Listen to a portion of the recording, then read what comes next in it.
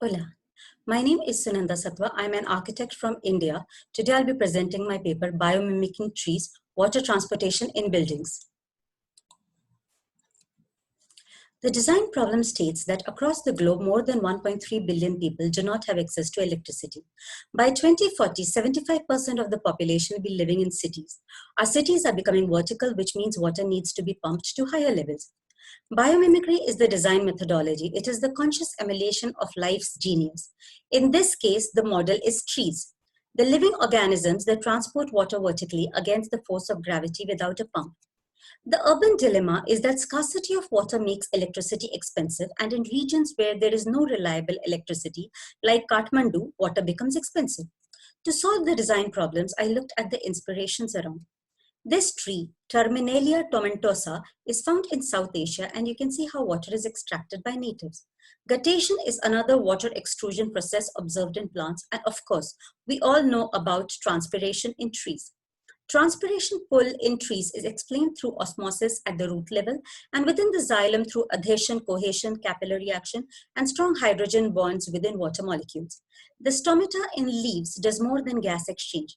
Every time the guard cells surrounding stomata open, water is released in the form of vapor, and a negative pressure is exerted on the water network within the tree, drawing water up like a drinking straw.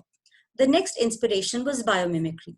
It is interesting to note how the Namibian Stenocara beetle served as the inspiration for Dew Bank's self-filling bottle. And this is the Warka water tower designed by Vittori and Vogler, incorporating a system of fog harvesting. On left is a plant root as seen under the microscope, and on the bottom right is a palm-sized hydrogel tree inspired and designed by Abraham Strook and Tobias Wheeler. These were studied to determine the materiality for capillaries. Inspirations are all around us as seen in patterns. A deeper study revealed the fluid mechanics at play. Constructal law in simple terms emphasizes that flow systems find the easiest route. This is supported by Murray's law as observed in plant venation and blood circulation systems. Murray's law of branching was further explored in the Hagen-Poiseuille's law and Young-Laplace equation to determine the volumetric flow of liquid in a capillary tube based on the bore diameter and height of the capillary. The literature review led to 18 small-scale experiments, 28-point comparisons between trees and mechanical pumps, and 8 parameters observed in trees that were then emulated in the biomimetic solution.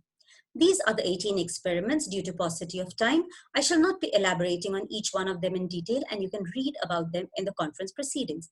However, to explain in brief, porous papers and capillary tubes were studied to understand water movement within. Peperomia pellucida plant was studied under a microscope for ascent of sap. The calculations from Young-Laplace equation were compared with the actual rise of colored water in the transparent glass capillary tubes. It became evident that the negative pressure that allows water to rise in a capillary tube will not allow the column of water to exit it. So in experiment 11, we modified the system inspired from piston pumps, focusing on suction and positive displacement. Trees and pumps were compared for energy exerted and flow rate of liquids. Experiment 16 to 18 determined the impact of height, radius, and numbers on the volumetric flow. The ascent of water in trees was compared with Burj Khalifa, which employs a step-up system of water tanks on multiple levels across its height.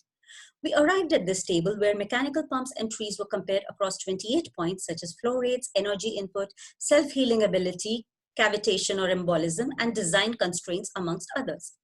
We analyzed that there are 2 major differences between trees and pumps. In trees, the water entering a plant root is liquid, but when it exits the leaf stomata, it is in a gaseous state or water vapor.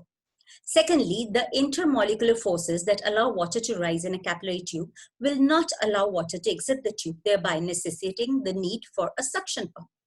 Based on this, the findings reveal that capillary action within trees can be replicated.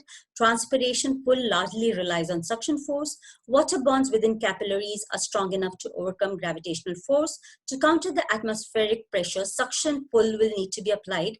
However, suction pumps cannot lift water higher than 10.34 meters. 8 parameters within the trees were then shortlisted, which could be emulated. These were principles of hydraulic physics and state change, intermolecular forces, the impact of numbers, Murray's branching, use of less material, and benefits of employing a solar-powered system. As mentioned earlier, three types of water transportation is observed in plants. Capillarity was developed as a step-up system.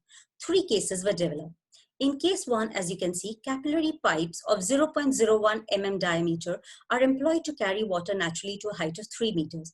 At every 3 meters, a minimal suction shall be applied to draw the water out from the capillary tubes into the channels, thus creating a continuous system of flow. This is case 2. It may be noted that in order to equate the volumetric flow rate achieved from a single 100 millimeter diameter pipe, 10 million microcapillaries of 0.01 mm dia will have to be provided. Just to give you an idea of the scale we are talking about here, the diameter of an average hair strand is 0.04 mm. To conclude, yes, the water transportation mechanism observed in a tree can be emulated to create a biomimetic system of vertical water transportation using capillary tubes and solar-powered suction pumps. However, this system would have a few limitations in terms of lower volumetric flow, higher retention time, stepping up or branching every 3 to 9 meters. The system can be effectively applied to low-rise and mid-rise buildings. Material proposed is plant lignin, which is the largest naturally occurring polymer in the world and is also an agricultural waste. A lignin-based ink can be used for 3D bioprinting microscale capillaries with pores in between to avoid cavitation. Despite its limitations, we feel that this bio-inspired solution will be beneficial in areas without a reliable source of electricity and even across urban cities. Typically, a mechanical pump accounts for 1 to 2% of the entire building's energy load. So what we are proposing here is providing water, saving energy, and reducing the carbon consumption 1% at a time. I would like to leave you with this thought. Gracias.